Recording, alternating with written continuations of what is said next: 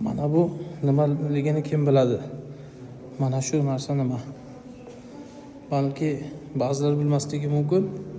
Bu tobut. Ya'ni shoh ham, gado ham, boy ham, kambag'al ham oxir oqibat mana shu narsani ichiga kiradi. Bu tobut deyiladi. O'limdan oldingi insonlar mana shunga oxir manzillariga shuni ichiga kafanlanib 3 qavat, 5 qavat, 7 qavat matoga o'ralib, yuvilib, taralib, ana undan keyin oxirgi manziliga olib boriladi.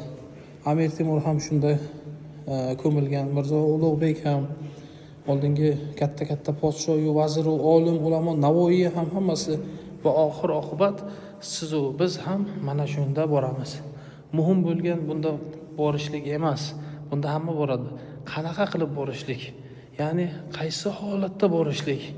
Allohni rozi qilib, oxiratimizni obod qilib borishlikmi yoki isyon va gunohi, fisq va fujurlar birgalikda borishlikmi? Ana shunisi muhim. Yoki bu bir taxta parchasi, bu narsa muhim emas.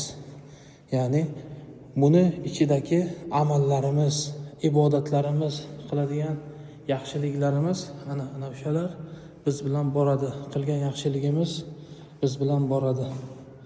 Amir Temurda mana qarang, o'gitlari, Temur tuzuklari, Temur tarixi yozilgan. Mana qarang, shuncha narsalar hammasi mana Amir Temur, bu ulug' zot. Yana qancha zotlar mana shu tobutni egasi bo'lishgan. Inshaalloh biz ham mana shu tobutda ketamiz. Alloh loyiq bo'lib ketishlikni barchamizga nasib aylasin.